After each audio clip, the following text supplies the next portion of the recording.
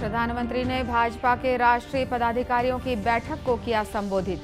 कहा, भाजपा ने देश के युवाओं का खोया विश्वास बहाल किया।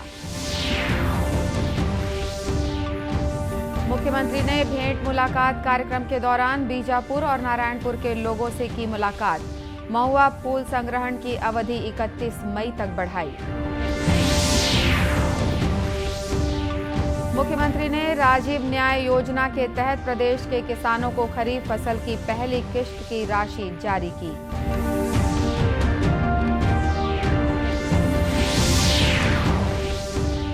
और देश में अब तक करीब 192 करोड़ से अधिक कोविड रोधी टीके लगाए गए।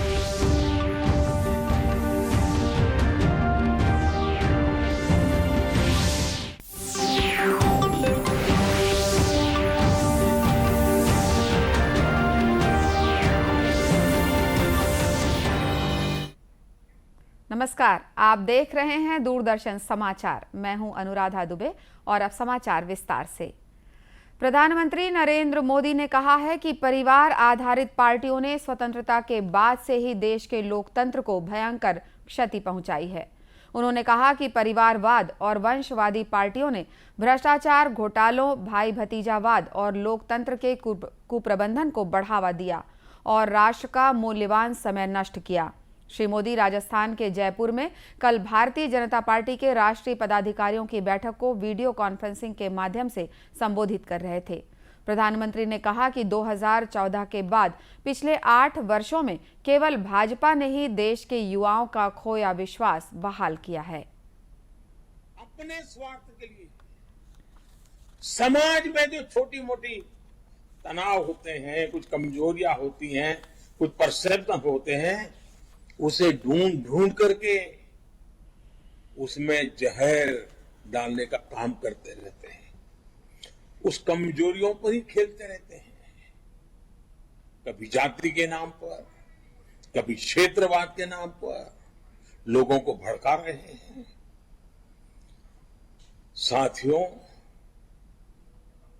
एक भारत श्रेष्ठ भारत का सपना लेकर के चल रही भारतीय जनता पार्टी के लिए ये भी अनिवार्य है कि देश के लोगों को लगातार हमें सावधान करते रहना होगा।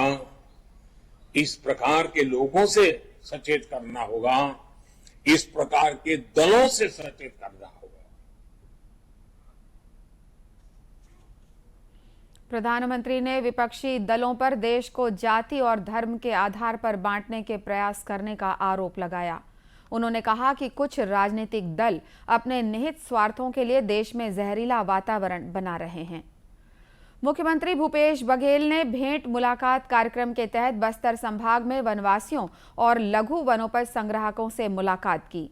इस दौरान उन्होंने महुआ फूल संग्रहण की अवधि 31 मई तक बढ़ाने के निर्देश दिए। मुख्यमंत्री बीजापुर वन मंडल के ग्राम आवापल्ली पहुंचे। उन्हें अधिकारियों ने बताया कि इस साल पिछले वर्ष की तुलना में महुआ फूल का उत्पादन अधिक हुआ है। वहीं ग्रामीणों ने मुख्यमंत्री से महुआ फल संग्रहण की अवधि बढ़ाने की मांग की। गौरतलब है कि वनोपज सहकारी समितियों के जरिए महुआ फूल की खरीदी की जाती है और संग्राहकों के बैंक खाते में ऑनलाइन अंतरित की जाती है। मुख्यमंत्री भूपेश बघेल भेंट मुलाकात कार्यक्रम के तहत नारायणपुर जिले के ग्राम मर्दापाल और छोटे डोंगर भी पहुंचे। इस दौरान उन्होंने मांझी और चालकी समाज के लोगों से मुलाकात की। उन्होंने देवगुड़ी में बाबा भंगाराम की पूजा अर्चना कर प्रदेशवासियों के सुख समृद्धि की कामना भी की। श्री बघेल ने ग्रामीणों की मांग पर मर्दापाल स्वामी आत्मानंद अंग्रेजी माध्यम स्कूल, मिनी स्टेडियम, सहकारी बैंक शाखा, डामरीकृत सड़क और पुल पुलिया बनाने, तेंदुपत्ता संग्रहण की राशि का नगद भुगतान करने की भी घोषणा की। इस दौरान श्री बघेल ने 11 करोड़ 77 लाख के 76 विकास कार्यों का लोकार्पण और भूमि पूजन भी किया। मुख्यमंत्री भूपेश बघेल ने आज प्रदेश के 26,68,000 से अधिक किसानों को खरीफ फसल की पहली किश्त की राशि उनके खातों में अंतरित की। पूर्व प्रधानमंत्री राजीव गांधी की पुण्यतिथि पर रायपुर में आयोजित एक कार्यक्रम में श्री बघेल ने ग्रामीण कृषि भूमि मजदूर न्याय योजना के तहत 71 करोड़ 8 लाख रुपए तथा गोधन न्याय योजना के तहत पशुपालकों, गौठान समितियों और महिला समूहों को 13 करोड़ 31 लाख रुपए की राशि ऑनलाइन जारी की। इस अवसर पर श्री बघेल ने कहा कि भूमिहीन परिवारों को 7,000 रुपए की राशि हर साल दी जा रही है। राजीव गांधी किसान न्याय योजना की शुरुआत 21 मई 2020 को राजीव जी की पुण्यतिथि पर की गई थी। आज उनकी पुण्यतिथि है। आज एक साथ 3 न्याय योजना के हितग्राहियों को राशि वितरण किया जा रहा है।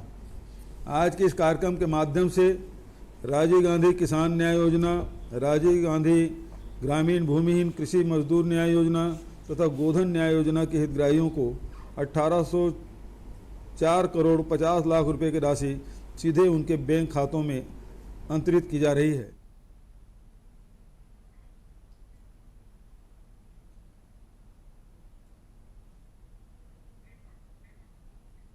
मुख्यमंत्री ने राशि अंतरण के साथ कार्यक्रम में उपस्थित नागरिकों और किसानों को आतंकवाद के खिलाफ संघर्ष करने की शपथ भी दिलाई। राष्ट्रव्यापी टीकाकरण अभियान के तहत अब तक देश में 192 करोड़ 12 लाख से अधिक कोविड टीके लगाए गए। स्वास्थ्य मंत्रालय ने बताया है कि कल 15 लाख 32 हजार से अधिक टीके लगाए गए। 16 करोड़ 67 लाख से अधिक टीके अब भी राज्यों और केंद्र शासित प्रदेशों के पास बचे हैं। पिछले 24 घंटों के दौरान 2323 नए कोविड मामलों की पुष्टि हुई। वर्तमान में 14,996 लोगों का इलाज चल रहा है। इसी दौरान 2,346 रोगी स्वस्थ हुए और 25 लोगों की इस संक्रमण से मौत हुई। स्वस्थ होने की दर 98.75% है। इधर छत्तीसगढ़ में कल कोरोना संक्रमण के 4 मामले सामने आए हैं। इन्हें मिलाकर राज्य में कोरोना के सक्रिय मरीजों की संख्या 34 हो गई है। राज्य के 17 जिलों में इस समय कोरोना के एक भी सक्रिय मरीज नहीं हैं। प्रदेश में कोरोना पॉजिटिविटी दर 0.10% तक पहुंच गई है। प्रदेश में अब तक 4 करोड़ 6 लाख 10 हजार से अधिक कोविड रोधी टीके लगाए जा चुके हैं। राजनांदगांव जिले की पुलिस नशे के खिलाफ जागरूकता अभियान चला रही है। इस साप्ताहिक कार्यक्रम के तहत विभिन्न थानों में स्कूली बच्चों के लिए खेल प्रतियोगिता का आयोजन किया जा रहा है। इस बारे में जिले के पुलिस अधीक्षक संतोष सिंह ने बताया कि लोगों को नशे के खिलाफ संदेश देने पुलिस परिवार के बच्चे विभिन्न सांस्कृतिक कार्यक्रमों में शामिल हो रहे हैं। हम लोग लगातार निजात अभियान के तहत बहुत सारे आयोजन कर रहे हैं। पिछले 6 दिनों से पुलिस लाइन में अलग अलग प्रतियोगिताएं रखी गई थी, अलग अलग कार्यक्रम रखा गया था, जिसमें न केवल पुलिस लाइन बल्कि पुलिसकर्मियों के परिवार और शहर के भी लोग इसमें शामिल हुए। ये उद्देश्य ये था कि सारे कार्यक्रमों से हम लोग जो नशे के खिलाफ एक माहौल तैयार करें, लोगों को मैसेज जाए। निजात कार्यक्रम के बारे में जिले की अतिरिक्त पुलिस अधीक्षक सुरेशा चौबे ने बताया कि जिले को नशा मुक्त बनाने के लिए विभिन्न प्रतियोगिताओं के जरिए संदेश दिया जा रहा है। यह कार्यक्रम प्रारंभ किया था जिसका उद्देश्य यह था कि निजात क्या है इसके बारे में जनता को बताया जाए। इस संदर्भ में हमने निजात के तर्ज पे ही चित्रकारी प्रतियोगिता, पेंटिंग प्रतियोगिता, वाद विवाद प्रतियोगिता के माध्यम से लोगों के मध्य इस अभियान की मुहिम छेड़ा है, जिसका उद्देश्य राजनांदगांव जिले को नशा मुक्त बनाना है। इसमें बहुत बड़ी संख्या में जनता के बीच से महिलाओं, बच्चियों, लोगों ने हिस्सा लिया और इस कार्यक्रम को सफल बनाने में पुलिस को भरपूर सहयोग दिया है। राजनांदगांव जिले को नशा मुक्त बनाने के साथ ही महिलाओं को सुरक्षा के प्रति जागरूक करने अभिव्यक्ति ऐप के जरिए जानकारी भी दी जा रही है। कोरिया के जिला कलेक्ट्रेट की नजारत शाखा को 1 करोड़ 29 लाख रुपए चेक क्लोनिंग कर कोर बैंकिंग से पैसे निकालने के मामले में पुलिस ने अंतर्राज्यीय गिरोह के 11 लोगों को हरियाणा और महाराष्ट्र से गिरफ्तार किया है। इन लोगों ने सरकारी विभाग के खाते से रकम निकालकर ठगी की बड़ी वारदात को अंजाम दिया था। इस बारे में जिले के पुलिस अधीक्षक प्रफुल्ल ठाकुर ने बताया है कि आरोपियों की तलाश में पुलिस की टीम दिल्ली, मुंबई और बिहार रवाना की गई थी।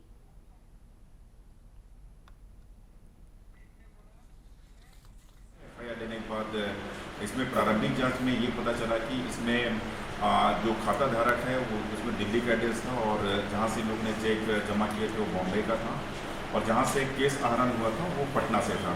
तो हमने इसमें त्वरित इसमें 4 टीम हमने इसमें बनाया। इसमें एक टीम का नेतृत्व कोतवाली टीआई, एक टीम का नेतृत्व मनेंद्र प्रभारी, एक टीम का नेतृत्व चर्चा प्रभारी और एक हमारी साइबर की टीम थी और साइबर टीम के लगातार संपर्क से हम लोगों ने इनके सबसे पहले अंतिम कड़ी को पकड़ा, जिनके चेक था। चेक के बाद हम उस कड़ी से आगे बढ़ते गए। इसमें तकरीबन अभी तक हम लोगों ने 11 लोगों को अरेस्ट किया है। 11 लोगों में से अभी लगभग हम लोग को काफ़ी कुछ रकम भी बरामद हो गया और इसके द्वारा इस पैसे से खरीदी गई 2 कार और 3 कार और कुछ मोटरसाइकिल वो भी बरामद कर ली गई है। इस मामले में 11 आरोपी गिरफ्तार किए गए हैं, वहीं 2 अन्य लोग फरार बताए गए हैं। पुलिस इनकी तलाश कर रही है। आजादी के लिए भारत का शानदार संघर्ष आधुनिक विश्व के महानतम संघर्षों में से एक है। दूरदर्शन समाचार इतिहास की धारा बदलने वालों की झलक रोजाना आपके लिए लेकर आ रहा है। आज हम बात कर रहे हैं गांधीवादी स्वाधीनता सेनानी ओमियो कुमार दास के बारे में।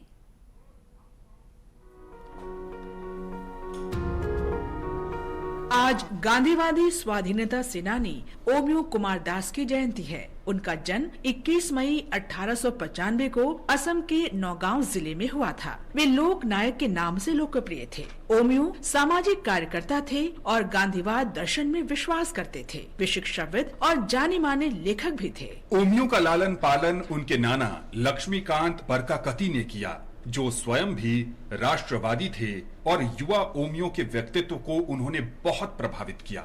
ओमियो जब तेजपुर हाई स्कूल में पढ़ रहे थे तो 1905 में बंग भंग आंदोलन में शामिल हो गए। उन्होंने राष्ट्र की आवश्यकता के लिए धन जुटाने के उद्देश्य से मजदूरी भी की। उनकी राष्ट्रवादी भावना को कॉलेज जीवन में और मजबूती मिली जब कांग्रेस के कलकत्ता अधिवेशन में उन्होंने गांधी जी, सुरेंद्र नाथ बैनर्जी, एनी बेसेंट और अन्य हस्तियों के भाषण सुने। जब गांधी जी ने 1920 में असहयोग आंदोलन शुरू किया तो ओमियो ने आंदोलन में शामिल होने के लिए आसपास के युवाओं को एकजुट करने का कार्य किया। इस आंदोलन के दौरान हजारों विद्यार्थियों ने पढ़ाई छोड़ दी, विदेशी कपड़ों का बहिष्कार किया, शराब और अफीम की दुकानें बंद कराई गई और अदालतों का त्याग किया गया। 1921 में जब ओमियो दरांग जिला कांग्रेस के महासचिव थे तो ये आंदोलन और तेज हो गया।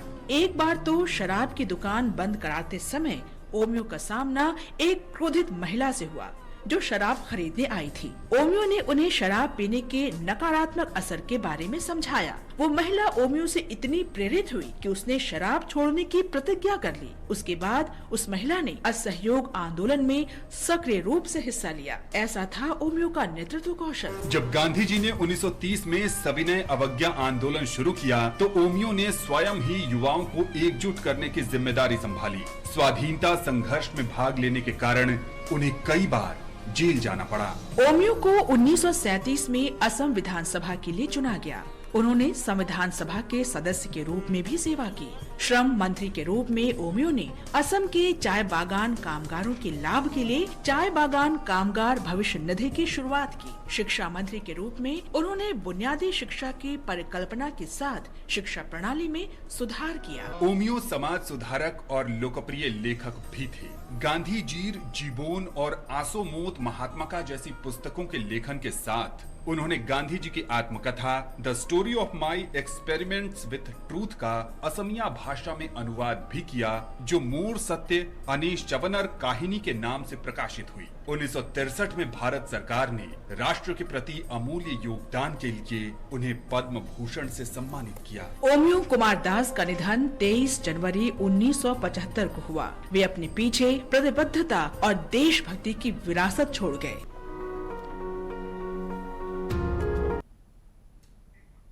अंत में मुख्य समाचार एक बार फिर।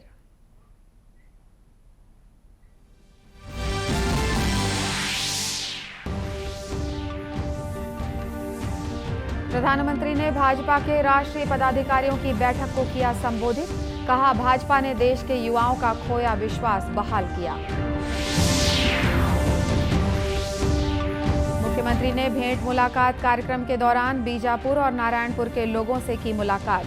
महुआ फूल संग्रहण की अवधि 31 मई तक बढ़ाई। मुख्यमंत्री ने राजीव गांधी न्याय योजना के तहत प्रदेश के किसानों को खरीफ फसल की पहली किश्त की राशि जारी की।